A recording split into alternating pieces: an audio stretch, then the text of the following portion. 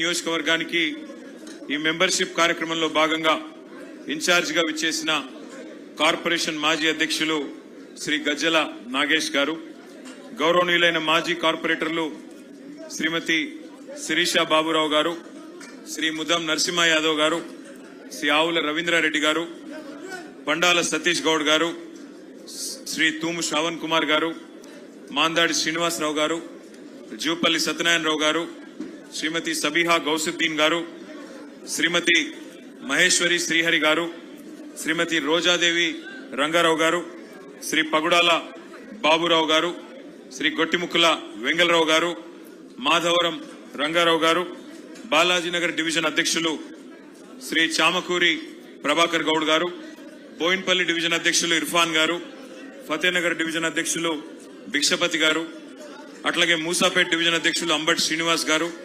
KPHB colony అధ్యక్షులు కృష్ణారెడ్డి గారు, Allapur division అధ్యక్షులు ఐలయ్య గారు, కుకట్పల్లి డివిజన్ అధ్యక్షులు భీమని సంతోష్ కుమార్ గారు, బాలనగర్ డివిజన్ అధ్యక్షులు ధర్మనం శాఖయ్య గారు, బేగంపేట్ డివిజన్ అధ్యక్షులు సురేష్ యాదవ్ గారు, గౌరవనీయులు సతీష్ అరోరా గారు, నరేంద్ర గౌడ్ గారు మాజీ మార్కెట్ కమిటీ చైర్మన్ గారు, రాములన్న గారు మాజీ మార్కెట్ కమిటీ చైర్మన్ గారు, market committee vice chairman Sudhakar Reddy గారు, అట్లాగే ఇంకా సీనియర్ నాయకులు చాలా మంది ఉన్నారు. పేరు పేరున వారందరికీ ఈరోజు కూకట్పల్లి నియోజకవర్గంలో జరుగుతున్న ఈ కార్యక్రమానికి విచేసిన మా ఆడబిడ్డలకి, అన్నదమ్ములకి, పత్రికా మిత్రులకి పేరు పేరున అందరికీ కూడా హృదయపూర్వకంగా నమస్కారం, హృదయపూర్వకంగా మీకు స్వాగతం. జర గడబడి చేయకుండా కూర్చోండి. ఈయన గడబడి చేయకమని ఈయన లొల్లెక్కు కూర్చో. కొంతమంది ఉంటారు ప్రతి మీటింగ్ లా వాళ్ళ లొల్లెక్కు ఉంటుంది, పని తక్కువ ఉంటుంది, కానీ బొబ్బ ఉంటుంది. గమన కూర్చో. మరి కృష్ణారావు గారి నాయకత్వంలో గత 12-13 సంవత్సరాలుగా ఏ రకమైన అభివృద్ధి కార్యక్రమాలు జరిగాయో వారు మీకు వివరించి చెప్పే ప్రయత్నం చేసినారు. కూకట్పల్లి నియోజకవర్గంలో ఎమ్మెల్సీ గారు కూర్చోండి, జర అందరు కూర్చోండి, ఎక్కడో అక్కడ కూర్చోండి ప్లీజ్. ఒక మాట దయచేసి మీరు అందరూ ఆలోచించాలని చెప్పి నేను కోరుతా ఉన్నాను. 2014లో మన రాష్ట్రం ఏర్పడ్డ నాడు, తెలంగాణ రాష్ట్రం ఏర్పడ్డ నాడు, ఆ రోజుల్లో చాలా అనుమానాలు హైదరాబాద్ లో ఉండేది. ఏమవుతుందో హైదరాబాద్ కి, ఎట్లా ఉంటుందో భవిష్యత్తు, మరి వీళ్ళకు పరిపాలన అనుభవం ఉందా, వీళ్లతో అవుతుందా, హైదరాబాద్ ముంగటి తీసుకుపోవడు, ఇక్కడ ఆంధ్ర తెలంగాణ పంచాయతీలు ఎట్లుంటాయి, ఇవన్నీ కూడా చాలా రకాల అనుమానాలు ఉండేది. కానీ 10 ఏళ్లు కేసీఆర్ గారి పరిపాలనలో పేదవాళ్లు, ఏ ప్రాంతం వారైనా సరే పేదవాళ్లు మరి బ్రహ్మాండంగా, సుఖంగా, సంతోషంగా, ఆనందంగా ఉండే పరిస్థితి ఉండే తప్ప ఏనాడు ఎవరిని ఇబ్బంది పెట్టలేదు అనే మాట కూడా నేను మీకు గుర్తు చేస్తా ఉన్నా. ఉదాహరణకి ఎక్కడన్నా తెలిసో తెలియకో ఒక పేద బిడ్డ, ఏదో గ్రామీణ ప్రాంతం నుంచి వచ్చిన వాళ్ళు కావచ్చు, లేదా హైదరాబాద్ లోనే ఇతర ప్రాంతాల నుంచి వచ్చిన వాళ్ళు కావచ్చు, ఏదన్నా గవర్నమెంట్ జాగాలో తెలిసో తెలియకనో మరి 20 గజాల్లో, 30 గజాల్లో, 40 గజాల్లో ఒక గుడిసెనో, ఒక షెడ్డో, ఒక ఇల్లు కట్టుకుంటే ఒక మనసున్న ముఖ్యమంత్రి కాబట్టే కేసీఆర్ గారు ఆనాడు జీవో నంబర్ 58, జీవో నంబర్ 59 కింద 2.5 లక్షల మంది పేదలకి ఇదే హైదరాబాద్ మహానగరంలో పట్టాలిచ్చినారు అనే మాట నేను మీకు గుర్తు చేస్తా ఉన్నా. 1 కాదు, 2 కాదు, 2.5 లక్షల మంది పేదలకి పట్టాలిచ్చిన మహానాయకుడు కేసీఆర్ గారు. మరి ఈరోజు కాంగ్రెస్ ప్రభుత్వం వచ్చింది, 2.5 ఏళ్ళు అయింది. ఈ 2.5 ఏళ్లలో ఒక్కసారి ఆలోచన చేయండి. హైదరాబాద్ మహానగరంలో మీ కూకట్పల్లి నియోజకవర్గంలో ఒక్క ఇల్లన్న కట్టినరా కాంగ్రెస్ వాళ్ళు? ఒక్క ఇటుకనన్న పెట్టిండా? కనీసం ఎక్కడన్నా కనీసం ఒక ఇంటికి ముగ్గుపోసిండా?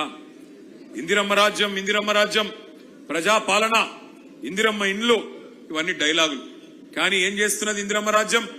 ఇందిరమ్మ రాజ్యం అంటే శనివారం ఆదివారం వచ్చిందంటే ఇండ్లు కూలగొట్టే రాజ్యం, హైడ్రా పేరిట అరాచకం చేసే రాజ్యం ఇందిరమ్మ రాజ్యం.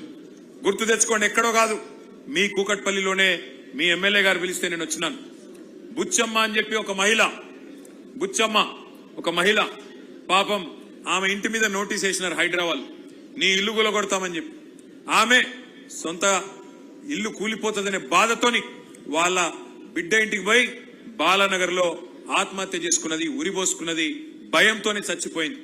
అట్లా ఒక బుచ్చమ్మ గారు కాదు, ఇవాళ రాష్ట్ర వ్యాప్తంగా వేలాది ఇండ్లు, అది ఖమ్మంలో వెలుగుమట్ల కావచ్చు, మహబూబ్ నగర్ లో ఉండే దివ్యాంగుల కాలనీ కావచ్చు, హైదరాబాద్ లో హైడ్రా పేరిట మూసీ పేరిట చేసే అరాచకం కావచ్చు.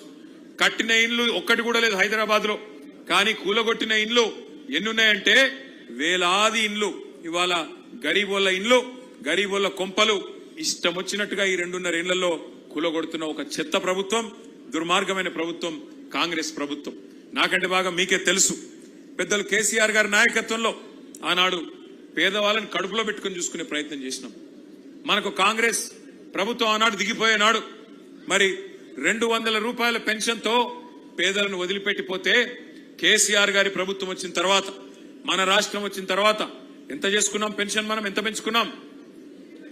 ఎంత అయింది గట్టిగా చెప్పాలా? 2000 చేసుకున్నాం. 200 నుంచి 10 రెట్లు పెంచుకొని 2000 చేసుకున్నాం. మరి రేవంత్ రెడ్డి ఆ 2000 తీసుకునే పేదవాళ్ళందరినీ బుట్టలో వేసుకోవడానికి, వాళ్ళ ఓట్లు దండుకోవడానికి ఏం చెప్పినాడు ఆ రోజు? అత్తకి 4000, కోడలికి 2500 అన్నాడు. ఒక్కరికన్నా కనీసం 2.5 ఏళ్ళు అయిపోయింది, ఒక్కరికన్నా 4000 రూపాయలు ఎక్కడన్నా వచ్చినాయా? ఎక్కడన్నా కోడలి పిల్లకి 2500 వచ్చినాయా? నేను మధ్యన మన కార్యకర్త ఒక ఆయన పెళ్లి చేసుకుంటే పెళ్లికి పోలేదు, ఆ తర్వాత సూర్యాపేట పోయినప్పుడు సరే కొత్తగా పెళ్ళైంది కదా ఆశీర్వదిద్దామని వాళ్ళ ఇంటికి పోయినా. ఇంటికి పోతే అత్త కోడలు ఇద్దరు కూడా చాలా కోపంగా ఉన్నారు ఒకరి మీద ఒకరు. నాకు అర్థం కాల, కొత్తగా పెళ్ళైంది అప్పుడేం పంచాయతీలు ఉంటాయని నేను అనుకుని ఆ అత్తమ్మని అడిగిన, ఏం పెద్దమ్మా కోడలి పిల్ల బాగుందా కొత్త కోడలని అడిగిన.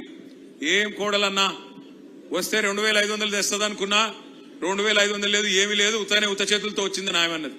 ఆ కోడలి పిల్ల కూడా మహా గడుసు పిల్ల ఉన్నది. ఆమె అంటున్నది, ఆ అత్తమ్మ నువ్వు కూడా 4000 తెస్తావు అనుకున్నా, నీకేమైనా 4000 వచ్చిందని ఆ పిల్ల అంటున్నది. అంటే దిక్కుమాలిన కాంగ్రెస్ ప్రభుత్వం పుణ్యమాని, రేవంత్ రెడ్డి ప్రభుత్వం పుణ్యమాని ఇవాళ అత్త కోడలకు కొత్త పంచాయతీలు కూడా చాలా అయినాయి రాష్ట్ర వ్యాప్తంగా. అట్లే అత్త కోడలు ఇద్దరినే కాదు, రాష్ట్రంలోని ప్రతి వర్గాన్ని అబద్ధపు మాటలు చెప్పి, అలవిగాని మాటలు చెప్పి, నోటికొచ్చిన చెత్తవాగుడు వాగి కేసీఆర్ 10,000 ఇస్తే నేను 15,000 ఇస్తా, కేసీఆర్ 2 పంటలకు ఇస్తే నేను 3 పంటలకు ఇస్తా, కేసీఆర్ 24 గంటల కరెంట్ ఇస్తే నేను 48 గంటల కరెంట్ ఇస్తా అని నమ్మబలికి ఓట్లేయించుకొని, ఓడ మీద ఉన్నప్పుడు ఓడమల్లన్న, ఓటుకెక్కినాక బోడమల్లన్న అన్నట్టు ఇవాళ మొత్తం రాష్ట్రంలోని ప్రతి వర్గానికి, ప్రతి మనిషికి శటగోపం పెట్టి మోసం చేసింది కాంగ్రెస్ ప్రభుత్వం. ఒక్కసారి గుర్తు తెచ్చుకోండి, ఇదే కుకట్పల్లిలో ఆనాడు కేసీఆర్ గారు ముఖ్యమంత్రి కాకముందు మంచినీళ్ళకి ఎన్ని తిప్పలుంటుండే ఒక్కసారి గుర్తు తెచ్చుకోండి. ట్యాంకర్లు, బిందెల ప్రదర్శనలు, ఎండాకాలం వచ్చిందంటే జలమండలి ముందు ఖాళీ కుండలు, ఖాళీ బిందెలతోని మా ఆడబిడ్డలు పోయి ఆనాడు పీజేఆర్ గారి నాయకత్వంలో ధర్నాలు చేసిన దుస్థితి ఉండేనా లేదా ఒక్కసారి గుర్తు తెచ్చుకోండి. కానీ అదే కేసీఆర్ గారు వచ్చిన తర్వాత ఎంత బ్రహ్మాండంగా రూపాయికే నల్లా కనెక్షన్ ఇచ్చి 20,000 లీటర్లు ఉచితంగా ఇచ్చి శివారు ప్రాంతాలలో దాదాపు వేలాది కోట్ల రూపాయలు ఖర్చు పెట్టి మీ మంచినీళ్ల గోస తీర్చిన మాట నిజమా కాదా ఒక్కసారి గట్టిగా చప్పట్లతో కేసీఆర్ గారికి చెప్పాలని చెప్పి నేను కోరుతా ఉన్నా. కేసీఆర్ ప్రభుత్వం రాకముందు ఏ అపార్ట్మెంట్ కు పోయినా డీజిల్ గబ్బు, జనరేటర్లు, ఏ చిన్న దుకాణానికి పోయినా ఇన్వర్టర్లు, ఎండాకాలం వచ్చిందంటే పంకా కూడా తిరగలేని పరిస్థితి. కానీ అదే కేసీఆర్ ప్రభుత్వం వచ్చినాక సంవత్సరం తిరగకుండానే 24 గంటల కరెంట్ ఇచ్చిన మాట వాస్తవమా కాదా? ఇచ్చిన మాట వాస్తవమా కాదా? నేను ఇవాళ మీ అందరికీ కూకట్పల్లిలో వాగ్దానం చేస్తా ఉన్నా, మళ్ళీ తిరిగి వచ్చేది 2028లో ముమ్మాటికి గులాబీ జెండానే వస్తుంది, కేసీఆర్ గారు ముఖ్యమంత్రి అవుతారు. నేను మీకు వాగ్దానం చేస్తా ఉన్నా, మీ ఎమ్మెల్యే గారు ముందే చెప్తా ఉన్నా, 24 గంటల కరెంట్ ఎట్లా అయితే ఇచ్చామో హైదరాబాద్ మహానగరంలో 24 గంటలు మంచినీళ్ళు ఇచ్చే బాధ్యత కూడా నాది అని చెప్పి నేను మీకు విజ్ఞప్తి చేస్తా ఉన్నా. తప్పకుండా ఇది చేసి చూపెడతా అని చెప్పి కూడా మా ఆడబిడ్డలందరికీ నేను వాగ్దానం చేస్తా ఉన్నా. అనుకుంటే అసంభవం ఏమీ కాదు. 65 ఏళ్లు కాంగ్రెస్ వాళ్ళు కరెంటు కూడా ఇవ్వలేకపోయినారు. వ్యవసాయానికి కరెంట్ ఇవ్వలేదు, హైదరాబాద్ లో ఇళ్లకు కరెంట్ ఇవ్వలేదు, ఆఖరికి పరిశ్రమలకు కరెంట్ ఇవ్వకపోతే వారానికి 3 రోజులు మా కుత్బుల్లాపూర్ లో శివారు ప్రాంతాల్లో ఉండే మరి పరిశ్రమలు మూత పెట్టుకునే పరిస్థితి. అందుకే నేను మీకు చెప్తా ఉన్నా, 24 గంటల కరెంట్ ఇచ్చింది కేసీఆరే, రేపు మళ్ళీ 24 గంటల నీళ్లు హైదరాబాద్ మహానగరంలో ఇవ్వబోయేది తిరిగి మళ్ళీ కేసీఆర్ అనే మాటను మీకు విజ్ఞప్తి చేస్తా ఉన్నా. తప్పకుండా ఇచ్చి మీ మనసు గెలుచుకుంటామని చెప్పి కూడా విజ్ఞప్తి చేస్తా ఉన్నాం. 1, 2 కాదు, ఒక మంచినీళ్లు కరెంటు మాత్రమే కాదు, హైదరాబాద్ లో ఎన్ని పనులు చేసుకున్నాం మనం. కరోనా వస్తే ఆ రోజు మూతికి బట్ట కట్టుకొని మూతికి మాస్క్ వేసుకొని ఎవరి ఇళ్లలో వాళ్ళు కూర్చునే ఒక దయనీయమైన పరిస్థితి. అది చూసిన తర్వాత కేసీఆర్ గారు ఆలోచన చేసి ఈ పరిస్థితి మళ్ళీ భవిష్యత్తులో ఎప్పుడన్నా వస్తే మన పిల్లలకు మన బిడ్డలకు ఈ పరిస్థితి మళ్ళీ తలెత్తకూడదు. ఇట్లాంటి దరిద్రమైన పరిస్థితి గుర్తు తెచ్చుకోండి ఒకసారి. వెంటిలేటర్ల కోసం పైరవీలు, ఆక్సిజన్ బెడ్స్ కోసం పైరవీలు, ఆక్సిజన్ కాన్సన్ట్రేటర్ కావాలన్నా అని దండం పెట్టుకునే పరిస్థితి ఎమ్మెల్యేలకి నాయకులకి. ఆ పరిస్థితి మళ్ళీ రావద్దని చెప్పి కేసీఆర్ గారి నాయకత్వంలో ప్రతి బస్తీలో ఒక బస్తీ దవాఖానా పెట్టుకున్నాం. బస్తీ దవాఖానాలు 350 బస్తీ దవాఖానాలు. ఏ చిన్న గోలికి కూడా, ఏ చిన్న మందు బిల్లకు కూడా రూపాయి ఇచ్చే అవసరం లేకుండా ఉచితంగా ఆ కార్యక్రమం. అట్లాగే డయాగ్నోస్టిక్ పరీక్షలు, డి హబ్ పేరిట డయాగ్నోస్టిక్ పరీక్షలు, 24 రకాల వైద్య పరీక్షలు ఉచితంగా చేసుకున్నాం. అట్లాగే హైదరాబాద్ అంటే ఒకనాడు గాంధీ, ఉస్మానియా, నిమ్స్ ఈ 3 తప్ప ఒక్క కొత్త ఆసుపత్రి కూడా కట్టలేదు 65 ఏళ్లలో గతంలో ఉన్న ప్రభుత్వాలు. ఒక్కటంటే ఒక్క ఆసుపత్రి కూడా కట్టలే. అప్పుడెప్పుడో స్వాతంత్రం రాకముందు నిజాం నవాబు కట్టిన గాంధీ, ఉస్మానియా, అదేవిధంగా Nizam's institute of medical sciences NIMS Panjagutta, ఈ 3 తప్ప హైదరాబాద్ లో ఒక్క కొత్త ప్రభుత్వ దవాఖాన కూడా 65 ఏళ్లలో ఏ ప్రభుత్వం కట్టలేదు.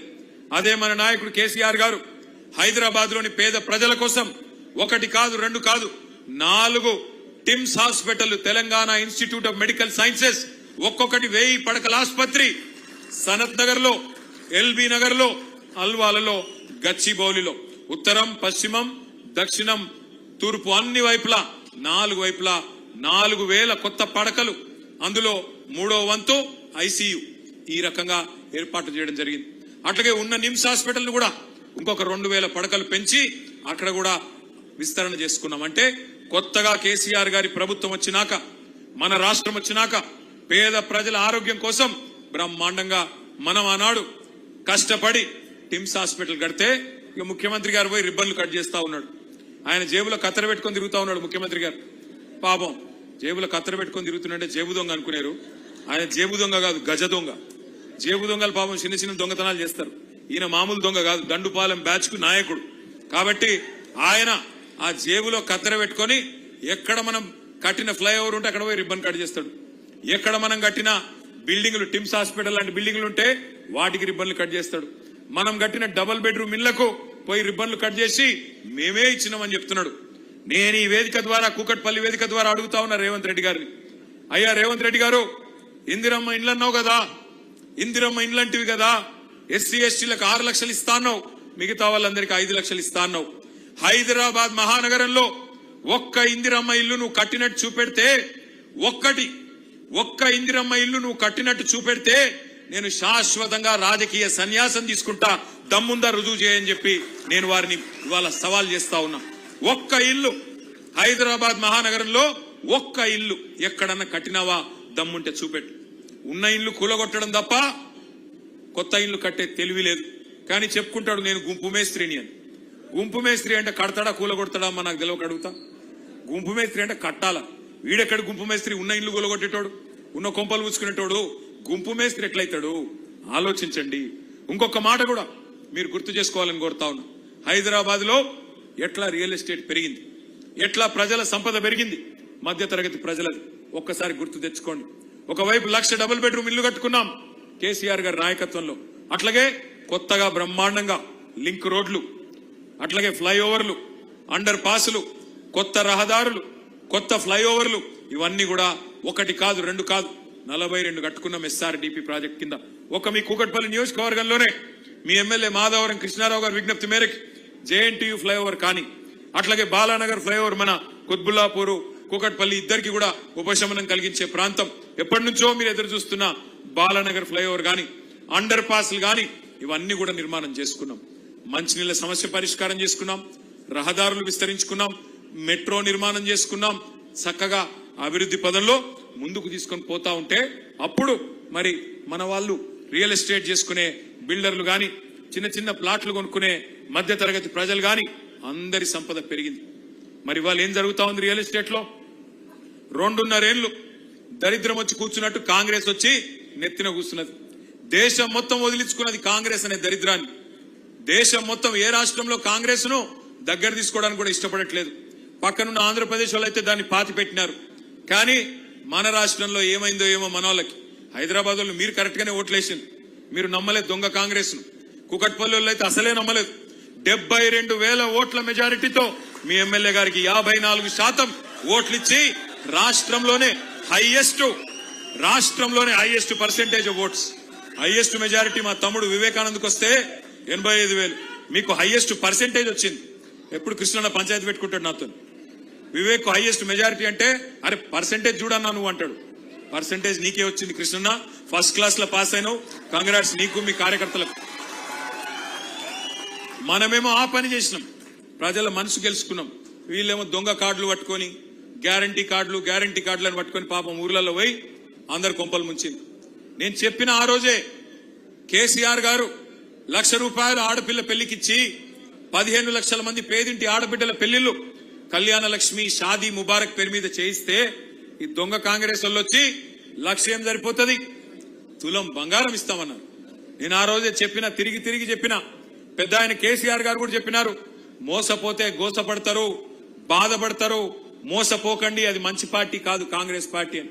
పెద్ద ఆయన కేసీఆర్ గారు పెద్ద మనిషి కాబట్టి మర్యాదగా చెప్పిండు. నేనేం చెప్పినా అంటే వీళ్ళు బంగారం ఇచ్చే బ్యాచ్ కాదు, పుస్తల తాడెత్తుకపోయే దొంగల బ్యాచ్ ఇది, నమ్మకండి అని చెప్పిన నేను. కానీ కొంతమంది దురదృష్టవశాత్తు వాళ్ళు నమ్మడం జరిగింది. నమ్మిన పాపానికి ఈ రోజు ఎట్లా ఉందో పరిస్థితి మా ఆడకూతురులందరికీ రాష్ట్రంలో కనబడతానే ఉన్నది. ఇలా రియల్ ఎస్టేట్ రంగం ఎట్లా కుదేలైపోయింది అంటే నిన్నటికి నిన్న ఇందిరా పార్క్ దగ్గర ఆ సెంట్రింగ్ వర్కర్స్ ఉంటారు, హమాలీలు ఉంటారు, వారందరు సెంట్రింగ్ వర్కర్లు. వాళ్ళు పాపం ఎంతో కష్టపడి నిర్మాణ రంగంలో రాత్రనక పగలనక ఎండాకాలం లేదు వానకాలం లేదు పనిచేస్తూ ఉంటారు. వాళ్ళందరూ లక్షలాది మంది ఇలా లబోదిబోమని మొత్తుకుంటున్నారు. నిన్న కృష్ణారావు గారు, మా తలసాని శ్రీనివాస్ యాదవ్ గారు, మా గౌరవ ఎమ్మెల్యేలు 3-4 పోయి వాళ్ళకు ధైర్యం చెప్పొచ్చినారు. మళ్ళీ కేసీఆర్ గారు వస్తారు, మళ్ళీ నిర్మాణ రంగం పుంజుకుంటది, మీరెవరు భయపడకండి, మీ సమస్యలను కూడా మేం పరిష్కారం చేస్తామని చెప్పారు. వాళ్ళు ఇన్సూరెన్స్ లాంటి ఇంకా చిన్న కోరికలు కోరుతా ఉన్నారు.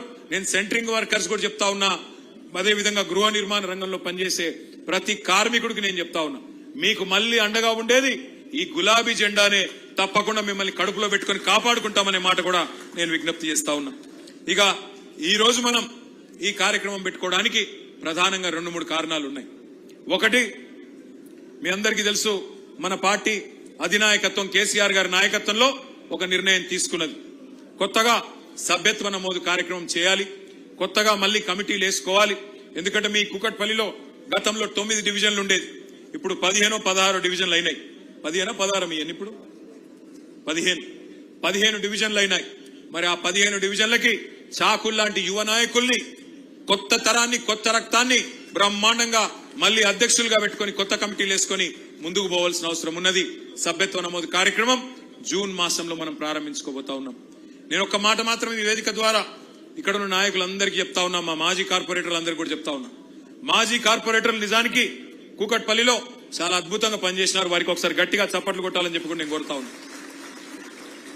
పని చేయడంతో పాటుగా మీ ఎమ్మెల్యే గారు చెప్పినట్టు అధికారం పోయినా పార్టీని మారలేదు, పార్టీని వీడలేదు. మేయరు, డిప్యూటీ మేయర్ పోయినా మీ కార్పొరేటర్లు మాత్రం, కుకట్పల్లి కార్పొరేటర్లు గులాబీ జెండాను విడిచిపెట్టలేదు. గట్టిగా చప్పట్లు కొట్టాలి. వాళ్ళకి నిబద్ధత కలిగిన సైనికులుగా పనిచేసినారు. కానీ ఈసారి నేను చెప్తా ఉన్నా, మరి మళ్ళీ మనం గెలవాల్సిన అవసరం ఉంది, ప్రజల మన్ననలు పొందాల్సిన అవసరం ఉంది. అందుకే నేను అంటా ఉన్నా, ఈ 15 డివిజన్లు, కొత్త డివిజన్లు ఏవైతే అవుతున్నాయో 15కి 15లో ఎవరైతే ఎక్కువ ఉరుకుతారో, ఎవరైతే ప్రజల చుట్టూ తిరుగుతారో, నాయకుల చుట్టూ కాదు ప్రజల చుట్టూ తిరుగుతారో వాళ్ళకే టికెట్లు ఇచ్చే బాధ్యత నాది అనే మాట నేను విజ్ఞప్తి చేస్తా ఉన్నా. ఎవరైతే కార్పొరేటర్ గా పోటీ చేయాలనుకుంటున్నారో పరుగులు పెట్టండి, ప్రజల చుట్టూ తిరగండి. సమస్యలు కోకొల్లలుగా ఉన్నాయి, నీళ్లు వస్తలేవు, కరెంటు చక్కగా లేదు, మళ్ళా వాటర్ ట్యాంకర్ మాఫియా మోపైంది. ఇక దండుపాలెం బ్యాచ్ ముఠా దోపిడీకి అయితే అంతు లేదు. ఒక్కటంటే ఒక్క వాగ్దానం, 420 హామీలు ఇస్తే ఒక్కటంటే ఒక్క వాగ్దానం కూడా నిలుపుకోలేదు. ఒక్క ఇల్లు కట్టలేదు హైదరాబాద్ లో, ఒక్క ఇటుక పెట్టలేదు. కానీ వేలాది ఇల్లు కూలగొట్టి ఇవాళ శనివారం ఆదివారం వచ్చిందంటే హైడ్రా అనే భూతం వచ్చి ఎక్కడ మీద పడి మింగేస్తుందేమో అన్న భయం హైదరాబాద్ లోని పట్టణ పేదల గుండెల నిండా ఉన్నది. అందుకే వారికి ధైర్యం చెప్తూ బస్తీ బస్తీ తిరిగి గల్లీ గల్లీ తిరిగి మెంబర్షిప్ చేయడంతో పాటుగా ప్రజా సమస్యల్లో పాలు పంచుకునే వారికే టికెట్లు ఇవ్వడం జరుగుతుంది సర్వేల ఆధారంగానే మాట నేను మీకు ఓపెన్ గా చెప్తా ఉన్నా. ఎస్, కార్పొరేటర్లు బాగా పనిచేసిన వాళ్ళకు కూడా కొంతమందికి టికెట్లు వస్తాయి, కొంతమందికి రాకపోవచ్చు. డివిజన్లు పెరిగినాయి, రిజర్వేషన్లు మారుతాయి, అట్లాగే మళ్ళీ గవర్నమెంట్ కూడా వస్తుంది. వచ్చినప్పుడు అందరినీ గౌరవించుకునే, అందరినీ కాపాడుకునే బాధ్యత నా మీద ఉన్నది. నేను ఇక్కడికి వచ్చినప్పుడు ఒక తమ్ముడు చిట్టి పంపించండి, అన్నా గతం నుంచి పనిచేసిన ఉద్యమకారులను కూడా కాపాడుకోండి. మీకు కూడా నేను మాటిస్తా ఉన్నా, 10 ఏళ్లు అభివృద్ధి అనే ఒక లక్ష్యం పెట్టుకుని ఒక తపస్సులాగా పనిచేసినాం. కానీ వచ్చే టర్మ్ లో పార్టీకి అండగా నిలబడ్డ ప్రతి కార్యకర్త, ఉద్యమ బిడ్డ కావచ్చు, కార్యకర్తగా ఉన్న వాళ్ళు కావచ్చు, కడుపులో పెట్టుకుని చూసుకునే బాధ్యత మాది. పదవుల రూపంలోనో పన్నుల రూపంలోనో మిమ్మల్ని కాపాడుకునే బాధ్యత మాది. వాళ్ళ పార్టీకి కష్టకాలం వచ్చినప్పుడు ఇంతమంది అండగా నిలబడి మాకు ధైర్యం చెప్తున్నందుకు మీ అందరికీ మళ్ళొక్కసారి నేను శిరస్సు వంచి నమస్కారం చేసుకుంటా ఉన్నా. జూన్ మాసంలో ఈ మెంబర్షిప్ కార్యక్రమం ప్రారంభం అవుతుంది. దాదాపు 45 రోజుల నుంచి 60 రోజుల పాటు మెంబర్షిప్ కమిటీల నిర్మాణం ఈ కార్యక్రమం జరుగుతుంది. బ్రహ్మాండంగా ఈసారి డిజిటల్ పద్ధతిలో చేయబోతా ఉన్నాం. దానికి సంబంధించిన శిక్షణ కార్యక్రమం కూడా మీకు ప్రత్యేకంగా ఏర్పాటు చేస్తాం. బూత్ కి 2 చొప్పున ప్రతి బూత్ లో 2 యువకులకు లేదా యువతులకి ట్రైనింగ్ ఇస్తాం. దానికి ప్రత్యేకమైన శిక్షణ కార్యక్రమం ఉంటుంది. కానీ ఇవాళ నేను ఇక్కడికి వచ్చింది ప్రత్యేకంగా మీ అందరికీ ఒక ముఖ్యమైన విషయం మీకు చెప్పడానికి. కేంద్ర ప్రభుత్వం ఈ మధ్యకాలంలో ఒక కార్యక్రమం తీసుకొని వచ్చింది, స్పెషల్ ఇంటెన్సివ్ రివిజన్. అంటే మన ఓట్లకు సంబంధించిన కార్యక్రమం. ఆ ప్రజెంటేషన్ పెట్టాల్సిందిగా ఆ తమ్ముళ్ళు ఎక్కడున్నారో వాళ్ళు కంప్యూటర్ చూసేవాళ్ళు ఆ ప్రజెంటేషన్ పెట్టాల్సిందిగా నేను కోరుతా ఉన్నాను. మీకు ఆ ప్రజెంటేషన్ ఇవ్వడానికి, అట్లాగే మీ అందరికీ ఈ హ్యాండ్ బుక్ కూడా వచ్చిందా? రాలేదా? ఇవ్వలేదా అన్న? ఇంకా ఒక 2000 పుస్తకాలు ఎక్కడున్నాయి? తర్వాత మీ అందరికీ డిస్ట్రిబ్యూట్ చేయడం జరుగుతుంది, మీ అందరికి ఇవ్వడం జరుగుతుంది. ఈ బూత్ లెవెల్ ఏజెంట్ల కోసం మీరు ఏం చేయాల్సి ఉంటుంది ఎస్ఐఆర్ కార్యక్రమంలో అని చెప్పి మీకోసం ఒక ప్రజెంటేషన్, ఆ ప్రజెంటేషన్ తర్వాత మీకు ఇది ప్రత్యేకంగా ఒక హ్యాండ్ బుక్ కూడా మీకోసం తయారు చేయడం జరిగింది, మీకు ఇవ్వడం కూడా జరుగుతుంది. దయచేసి మీరందరూ ఒకసారి మధ్యలో నిల్చున్న వాళ్ళు కూర్చోవాలమ్మా ప్లీజ్. మీరు అడ్డం ఉన్నారు, వాళ్ళ వెనుకోళ్ళకి కనబడతలేదు, కూర్చోండి. ఒక్కసారి దయచేసి అందరూ కూడా స్క్రీన్ మీద కాన్సన్ట్రేట్ చేయాలని చెప్పి హృదయపూర్వకంగా మీ అందరినీ కోరుతా ఉన్నాం. ఈ ఎస్ఐఆర్ అంటే ఏంటి? Next slide. అసలు ఎస్ఐఆర్ అంటే ఏంటిది? ఎస్ఐఆర్ అంటే స్పెషల్ ఇంటెన్సివ్ రివిజన్. ఈ స్పెషల్ ఇంటెన్సివ్ రివిజన్ ద్వారా ఏం జరుగుతుంది అంటే, మరి ప్రతి ఇంటికి ఎన్నికల సంఘం యొక్క అధికారులు, రాష్ట్ర ప్రభుత్వ అధికారులు వచ్చి ప్రతి ఇంట్లో ఎవరుంటున్నారు, ఎంతమంది ఓటర్లు ఉన్నారు అని చెప్పి లెక్కలు తీసే కార్యక్రమం ఈ ఎస్ఐఆర్ అనే కార్యక్రమం. అంటే ఒక రకమైన వడపోత కార్యక్రమం ఎస్ఐఆర్ కార్యక్రమం. ఎవరు చేస్తారు దీన్ని? ఎవరు చేస్తారు అంటే బూత్ లెవెల్ ఆఫీసర్స్ అని ఉంటారు, బిఎల్ఓస్, అంగన్వాడీ టీచర్లు, మెప్మా రిసోర్స్ పర్సన్లు. వాళ్ళే మీకు తెలిసిన వాళ్ళే ఉంటారు, కొత్త వాళ్ళేమి ఆకాశంలోకి వెళ్ళి రారు. అంటే ఏంది అసలు ఈ ప్రక్రియ ఏంటిది, ఎన్నిసార్లు జరిగింది? ఎస్ఐఆర్ ఏమి మొదటిసారి జరగడం లేదు భారతదేశంలో. ఎస్ఐఆర్ అనేది స్పెషల్ ఇంటెన్సివ్ రివిజన్ ఇదివరకు 13 సార్లు జరిగింది భారతదేశంలో స్వాతంత్రం వచ్చిన తర్వాత. ఇది 14వ సారి. చివరిసారి ఎప్పుడు జరిగింది అంటే మనకు ఉమ్మడి ఆంధ్రప్రదేశ్ ఉన్నప్పుడు 2002వ సంవత్సరంలో ఆనాడు ఈ ఎస్ఐఆర్ అనే కార్యక్రమం జరిగింది. మరి ఎస్ఐఆర్ లో ఏం చేస్తారు అంటే, చివరిసారి ఎప్పుడైతే ఎస్ఐఆర్ జరిగిందో 2002లో ఆ 2002 ఓటర్ లిస్టు తీసుకుంటారు. అట్లాగే కొత్త ఓటర్ లిస్ట్ అంటే మొన్న 2025 ఏదైతే ఎన్నిక లేటెస్ట్ ఓటర్ లిస్ట్ ఉంటుందో ఆ 2 తీసుకొని పక్కన పెట్టుకొని అధికారులు పోల్చి చూసుకుంటారు. ఉదాహరణకి 2002లో మీ ఇంట్లో ఒక అమ్మాయో అబ్బాయో ఆ రోజుకి పుట్టి లేదు, ఆ రోజు ఇంకా అప్పటికి పుట్టనే లేదు. ఎందుకంటే అప్పుడు పుడితే ఇప్పుడు 24 ఏళ్ళకి వచ్చింటారు వాళ్ళు. ఆ రోజు పేరు ఉండకపోవచ్చు, మరి ఈ రోజు పేరు ఉంటది. కాబట్టి 2 పోల్చుకొని చూసుకొని ఫ్యామిలీ మ్యాపింగ్ ద్వారా మరి కొత్తగా వారిని కూడా యాడ్ చేస్తారు. అట్లాగే మీ ఇంట్లో పెళ్ళయింది, పెళ్ళైతే కొత్త కోడలు వచ్చింది. ఆ కొత్త కోడలి పేరు ఆనాడు 2002లో వేరే చోట ఉండి వాళ్ళ తల్లిగారు ఇంట్లో ఉంటది, ఇప్పుడు మీ ఇంట్లోకి వచ్చి ఉంటది. కాబట్టి ఆ పేరు కూడా యాడ్ చేస్తారు. ఇది అల్టిమేట్ గా ఏం ప్రక్రియ అంటే, మీకు సింపుల్ గా చెప్పాలంటే ఇందులో 4 రకాల కార్యక్రమాలు చేస్తారు. ఏమైనా చనిపోయి ఉంటే ఎవరైనా పెద్ద మనుషులు వాళ్ళ ఓట్లు తీసేస్తారు. నెంబర్ 1. ఎవరైనా చనిపోతే వాళ్ళ ఓట్లు తొలగించడం జరుగుతుంది.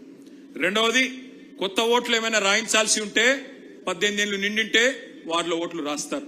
మూడవది, ఎవరన్నా కూకట్పల్లి నుంచి వేరే కాడికి మైగ్రేట్ అయిపోయినారనుకో, చదువు కోసమో ఇంకో దానికోసమో కూకట్పల్లి నుంచి ఎల్బీ నగర్ పోయినారనుకో, వాళ్ళ ఓటు ఇక్కడ నుంచి అక్కడికి ట్రాన్స్ఫర్ అవుతుంది. అట్లాగే ఎవరైనా ఎల్బీ నగర్కి వెళ్ళి కూకట్పల్లికి వచ్చినారనుకో, వాళ్ళ ఓటు ఇక్కడ రిజిస్టర్ అవుతుంది. అంటే 4 రకాలు. ఒకటి, చనిపోయిన వాళ్ళ ఓటు తీసేయడం. రెండవది, మీకు కొత్తగా 18 ఏళ్ళు నిండితే వాళ్ళ ఓటు రాయించడం. మూడవది, ఇక్కడ నుంచి ఎవరైనా ఓటు ఇంకొకడికి పోతే ఇక్కడ తొలగించి అక్కడ రాయించుకోవడం. నాలుగవది, ఎవరైనా కొత్తగా ఓటు ఇక్కడికి వస్తే వారి ఓటు ఇక్కడ రాయించి ఒరిజినల్ గా ఎక్కడైతే ఉన్నారో దాన్ని తొలగించడం. అయితే ఇందులో ఒక చాలా ఇంపార్టెంట్ పాయింట్ మీకు ఇక్కడ ఎక్స్ప్లెయిన్ చేయాలి. ప్రతి ఒక్కరు కూడా ఒక ఎన్యూమరేషన్ ఫారం నింపాల్సి ఉంటుంది. మీ గతంలో ఓటు ఉండొచ్చు. ఇప్పుడు కృష్ణారావు గారు ఉన్నారు. కృష్ణారావు గారు వాళ్ళ ఇంట్లో వాళ్ళ శ్రీమతి, వాళ్ళ కొడుకు, వాళ్ళందరికీ ఒక ఫామ్ వాళ్ళే నింపుతారు. బిఎల్ఓస్ వచ్చి మనకు చూపెడతారు. అన్న ఇది మీరేనా, మీ అబ్బాయేనా అని అడుగుతారు. అవును అని చెప్పాలా, టిక్ చేస్తారు, ఒక ఫోటో తీసుకుంటారు, వెళ్ళిపోతారు. దీని ఎన్యూమరేషన్ ఫామ్ అని అంటారు. ఇక్కడ నెక్స్ట్ స్లైడ్. మొత్తం తెలంగాణలో ఇది చాలా ఇంపార్టెంట్ స్లైడ్, దయచేసి మీరు చూడాలి. ఈ రోజు ఈ నిమిషానికి 3.39 కోట్ల ఓట్లు ఉన్నాయి తెలంగాణలో అని ఎలక్షన్ కమిషన్ వెబ్సైట్ చెప్తా ఉన్నది. మొత్తం పోలింగ్ బూత్లు ఎన్ని ఉన్నాయంటే 35,985 మొత్తం రాష్ట్రంలో. ఓట్లు 3.39 కోట్లు.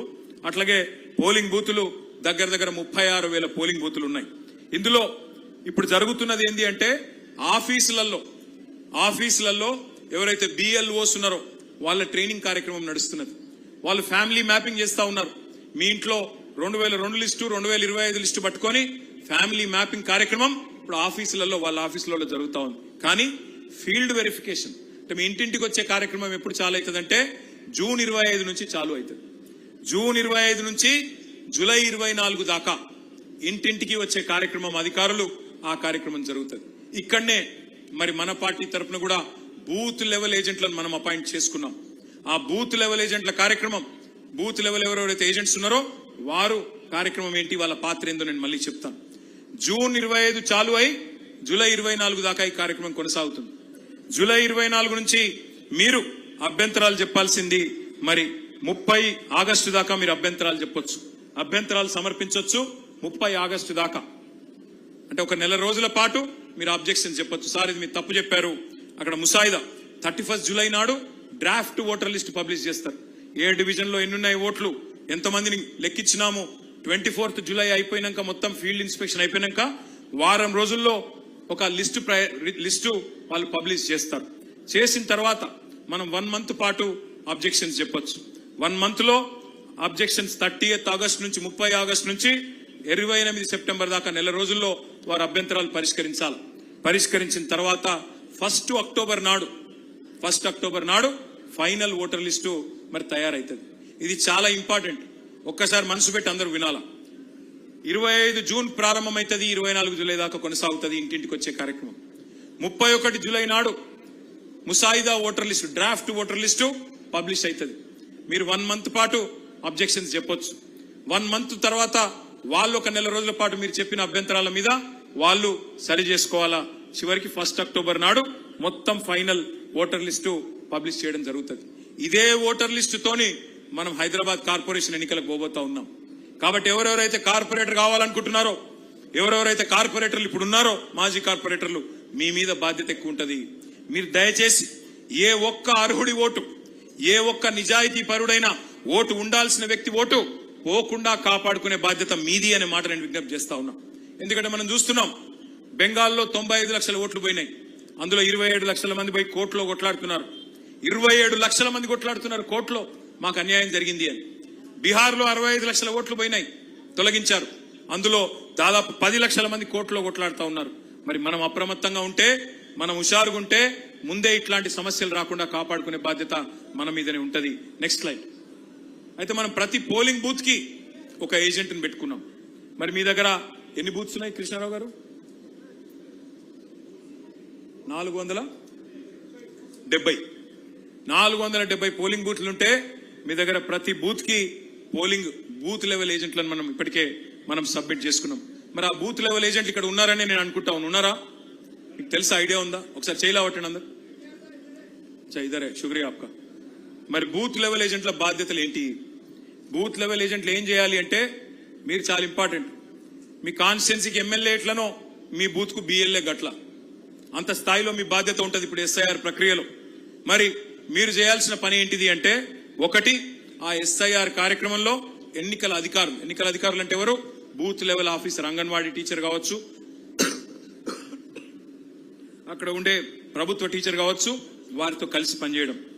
రెండవది బూత్ లెవెల్ ఏజెంట్లు ఎవరైతే ఉన్నారో అర్హులైన ప్రతి ఒక్కరూ తప్పకుండా ఎన్యూమరేషన్ ఫామ్ నింపేలాగా చూసుకోవడం. మూడవది 18 ఏళ్లు నిండిన వాళ్ళు ఎవరైనా సరే మరి వాళ్ళందరినీ ఓటర్ జాబితాలో చేర్పించడం. నాలుగవది ఓటర్ జాబితాలో ఉన్న డూప్లికేట్ ఓట్లు, చనిపోయిన వాళ్ళ ఓట్లు తొలగించేలాగా చూసుకోవడం. Next slide. ఎస్ఐఆర్ ప్రక్రియలో 4 స్థాయిల్లో అధికారులు కూడా పనిచేస్తారు. బూత్ లెవెల్లో బిఎల్ఓ ఉంటారు. అదేవిధంగా కాన్స్టిట్యున్సీ లెవెల్లో మీకు ఈఆర్ఓ ఉంటారు, electoral registration officer. General RDO గారు ఉంటారు. ఆ ఆర్డీఓ గారి కింద తహసీల్దార్ ఉంటారు, ఏఈఆర్ఓ ఉంటారు, అసిస్టెంట్ ఎలక్ట్రల్ రిజిస్ట్రేషన్ ఆఫీసర్. ఇక పైన అందరికంటే పైన జిల్లా స్థాయిలో జిల్లా కలెక్టర్ గారు డిస్ట్రిక్ట్ ఎలక్షన్ ఆఫీసర్ గా ఉంటారు. ఇది ఎందుకు చెప్తా ఉన్నా ఇదంతా అంటే, మీరు బిఎల్ఏ గారు బిఎల్ఓతో కలిసి పనిచేస్తారు. ఆ తర్వాత ఒకవేళ అక్కడ పరిష్కారం కాకపోతే మెల్లిగా నెక్స్ట్ లెవెల్ కి పోవాలా, ఏఈఆర్ఓ దగ్గరికి. ఏఈఆర్ఓ దగ్గర పరిష్కారం కాకపోతే ఈఆర్ఓ, ఈఆర్ఓ దగ్గర పరిష్కారం కాకపోతే డిఈఓ. ఇదంతా మీ ఎమ్మెల్యే గారు చూసుకుంటారు. కేవలం మీకు ఇన్ఫర్మేషన్ కోసమే ఇది నేను చెప్తా ఉన్నా. Next slide. మీకు బిఎల్ఏలకు నేను చేసే విజ్ఞప్తి ఒకటే. బెంగాల్లోనో బీహార్లోనో కొన్ని ఓట్ల తేడాతోనే ఫలితం తారుమారైంది. మళ్ళీ మనకు నష్టం జరగకూడదు, మన తెలంగాణలో అది పునరావృతం కాకూడదంటే మీ లక్ష్యం ఒకటే కావాలా, ఒక్క అర్హుడి ఓటు కూడా పోవడానికి వీల్లేదు. ఈ గులాబీ కండువా కప్పుకున్న వాళ్ళు మీకు రక్షణ కవచంలాగా ఉంటారు అనే సందేశం కింద ఉండే కార్యకర్తలకు ఇవ్వాలి. కొంత అనుమాన పడుతున్నారు మన మైనారిటీ సోదరులు, ఈ బీజేపీ వాళ్ళు మా ఓట్లు ఏమైనా తీసేస్తారేమో అని చెప్పి. ధైర్యంగా ఉండాలా, వాళ్ళకు మనం ధైర్యం చెప్పాలా, మనం ఏం పని చేయాలనేది కూడా ఒక్కసారి నేను మీకు చెప్పే ప్రయత్నం చేసిన. బిఎల్ఓకి 5 బాధ్యతలు. ఆ 5 బాధ్యతలు ఏంటి? మీరు బిఎల్ఓతో పాటు మీరు కూడా ఫీల్డ్కి పోవాలా. ఆ బిఎల్ఓ గారు ఏం ఎంటర్ చేస్తున్నారో ఆ యాప్ను కూడా గమనించండి. తప్పకుండా అక్కడ ఏమైనా తప్పు జరిగితే వెంటనే మీరు ఛాలెంజ్ చేయండి. తేడాలు ఏమైనా ఉంటే వెంటనే ఛాలెంజ్ చేయండి. ప్రతి తొలగింపును మీరు ట్రాక్ చేయండి. ఒక్క ఓటు తీస్తున్నారంటే అది నిజమా కాదా, ఇది మీకు అంతా కూడా హ్యాండ్ బుక్ లో మీకు రాసి ఉంది. కానీ మీకు చెప్పడానికే ఇది నేను ఎక్స్ప్లెయిన్ చేసే ప్రయత్నం చేస్తా ఉన్నా. నెక్స్ట్, ఇగో ఇది ఒక్కసారి చూడండి. మీరు ఎన్యూమరేషన్ ఫారం, ఇది మీకు అన్ని కూడా మీ బుక్ లో ఉంటది. కానీ ఏమేం నింపాలి అందులో, మీ ఆధార్ నెంబరు, మీ తండ్రి పేరు, తల్లి పేరు, భార్య పేరు, భర్త పేరు, మీ పుట్టిన తేదీ, మీ ఫోన్ నంబరు, మీ తండ్రి ఓటర్ ఐడి, మీ తల్లి ఓటర్ ఐడి, మీ భార్య లేదా భర్త ఓటర్ ఐడి, ఒక కొత్త ఫోటో, ఇవన్నీ కూడా మీ దగ్గర ఆల్రెడీ ఉంటాయి. వాటిని అందులో ఎంటర్ చేసినట్టయితే ఈ కార్యక్రమం దిగ్విజయంగా పూర్తవుతుంది. నెక్స్ట్, ఎలక్షన్ కమిషన్ ఒక 13 రకాల పత్రాలు అడుగుతున్నది. ఏది ఇచ్చినా సరే, మీరు మీ దగ్గర పాస్పోర్ట్ ఉంటే పాస్పోర్టు, బర్త్ సర్టిఫికేట్ ఉంటే బర్త్ సర్టిఫికేట్, రేషన్ కార్డు ఉంటే రేషన్ కార్డు, లేదా మీరు కట్టిన ఎలక్ట్రిసిటీ బిల్లు, ఇవన్నీ కూడా 13 రకాలు. ఏది ఇచ్చినా సరే వాళ్ళు తీసుకోవాలి, తీసుకొని యాక్సెప్ట్ చేయాలి, మిమ్మల్ని ఓటర్ గా నమోదు చేయాలి. లేకపోతే వెంటనే మనం ఛాలెంజ్ చేసే అవకాశం ఉంటుంది. Next slide. ఇవన్నీ కూడా మీ బుక్ లో ఉంటాయి. మీకు ఇచ్చే బుక్ లో మీరు ఎవరు కూడా ఆందోళన పడాల్సిన అవసరం లేదు. ఇది చాలా ఇంపార్టెంట్. ఈ స్లైడ్ చాలా చాలా ఇంపార్టెంట్. నేను మొన్న జూబ్లీ హిల్స్ ఎలక్షన్ లో ఒకటి గమనించిన, మీరందరూ కూడా అక్కడికి వచ్చి ఎర్రగడ్డ డివిజన్ లో బ్రహ్మాండంగా పనిచేసినారు. ఆ ఎర్రగడ్డ డివిజన్ లో మీరందరూ చూసింటారు. ఓట్లు చూస్తేనేమో 60-70 వేల ఓట్లు ఉంటాయి ఆ ఎర్రగడ్డ డివిజన్ లో. కానీ నిజంగా ఎన్ని ఉన్నాయని చూస్తే 40 వేలకు మించి లేవు. మరి ఎక్కడ పోయినారు మిగతా వాళ్ళందరూ అని చూస్తే ఇక్కడికి వెళ్ళి షిఫ్ట్ అయిపోయి ఉంటారు. కొంతమంది చనిపోయిన వాళ్ళు ఉన్నారు, కొన్ని దొంగ ఓట్లు కూడా ఉన్నాయి, డూప్లికేట్ ఓట్లు ఉన్నాయి. డూప్లికేట్ ఓట్లు అంటే ఏంటి? మన కాంగ్రెస్ గెలిచిందే డూప్లికేట్ ఓట్లతో జూబ్లీ హిల్స్ లో. మనమేమో అప్రమత్తంగా లేము, వాళ్ళు అప్రమత్తంగా ఉన్నారు, ముందే రాయించుకున్నారు, అధికారం ఉన్నారు కాబట్టి వాళ్ళు చేయాల్సిన జాగ్రత్తలు తీసుకున్నారు, దాంతోనే గెలిచిపోయినారు. 4 రకాల డూప్లికేట్ ఓట్లు ఉండే అవకాశం ఉంది. ఒకసారి జాగ్రత్తగా మనసు పెట్టినండి. నెంబర్ 1, మీ కాన్స్టిట్యున్సీలోనే రెండో ఓటు ఉండే అవకాశం ఉంది. ఒక ఓటు కేపీహెచ్బిలో ఉండొచ్చు, ఇంకో ఓటు బేగంపేటలో ఉండొచ్చు. ఒకటే ఓటర్కి మీకు చూపెడతా, ఎగ్జాంపుల్ కూడా చూపెడతా. ఒకటే ఓటు కాన్స్టిట్యున్సీ పరిధిలో 2 చోట్ల 3 చోట్ల ఉండొచ్చు. లేదా రెండవది మీ పార్లమెంట్ కాన్స్టిట్యున్సీ లోపల ఉండొచ్చు.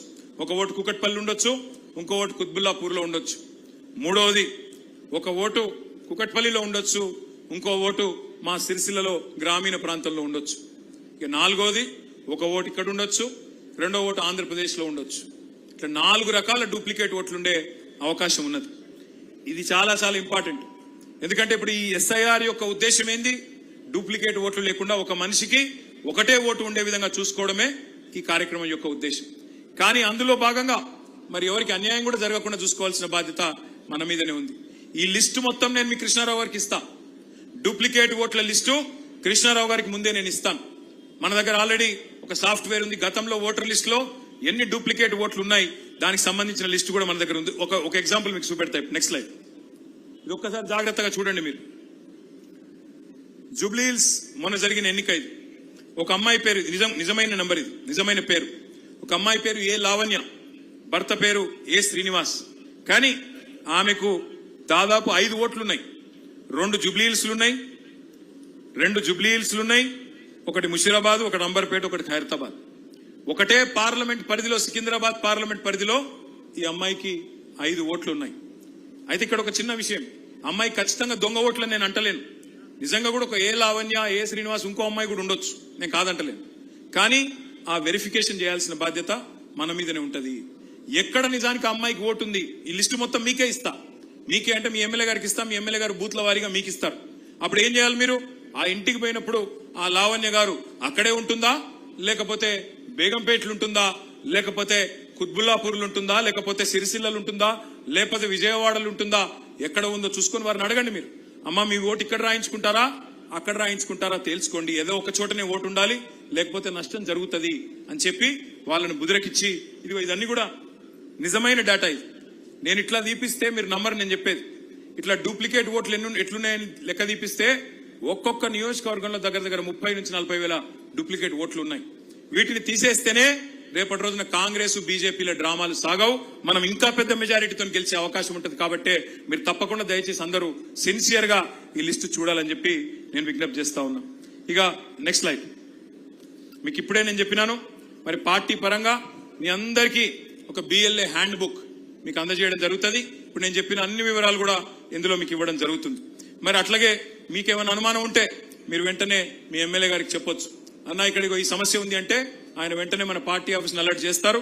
దానికి సంబంధించిన నెక్స్ట్ స్లైడ్, దానికి సంబంధించిన కార్యక్రమం కూడా మీకు వెంటనే సమాచారం కూడా ఇవ్వడం జరుగుతుంది. హ్యాండ్ బుక్ మీకు ఇస్తాము. Next slide. ఆ తర్వాత బిఎల్ఏలకు ఇంకొక వర్క్ బుక్ కూడా ఇస్తాం. వర్క్ బుక్ అంటే ఏంటి? మీకున్న 1000 ఓట్లలో ఆ డూప్లికేట్ ఓట్లన్నీ రిజిస్టర్ అయింది మొత్తం కూడా మీకు ఆ వర్క్ బుక్ కూడా మీకు పార్టీ ఇస్తుంది. అందులో మీరు టిక్కులు పెట్టుకుంటూ పోతా ఉండాలి. ఎవరిని కలిసాము, ఎవరిని లేదు, ఎవరి ఓటు మిగిలింది, ఎవరు తీసేసినాము.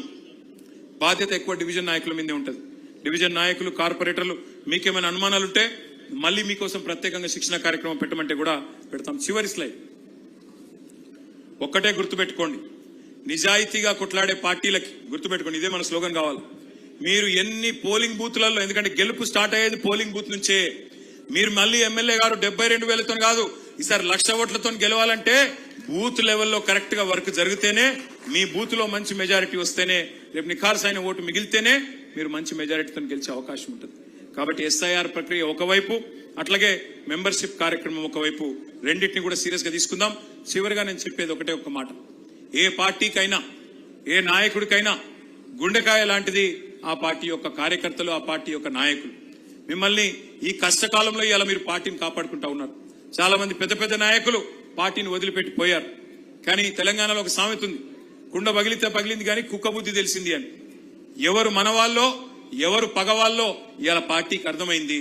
తప్పకుండా అందుకే ఇప్పుడు మిగిలి ఉండి నిఖార్సుగా కొట్లాడుతున్న సోదరులు సోదరిమణులు ఎవరైతున్నారో మళ్లీ చెప్తా ఉన్నా, మీకు మిమ్మల్ని కంటికి రెప్పలాగా కాపాడుకునే బాధ్యత నాది, మాధవరం కృష్ణారావు గారిది అనే మాట మళ్ళొక్కసారి మీకు విజ్ఞప్తి చేస్తూ, పేరున ఈరోజు కూకట్పల్లి నియోజకవర్గ విస్తృత స్థాయి కార్యకర్తల సమావేశానికి విచ్చేసిన ప్రతి ఒక్కరికి పేరున నమస్కారాలు తెలియజేసుకుంటూ, జై తెలంగాణ, గట్టిగా జై తెలంగాణ.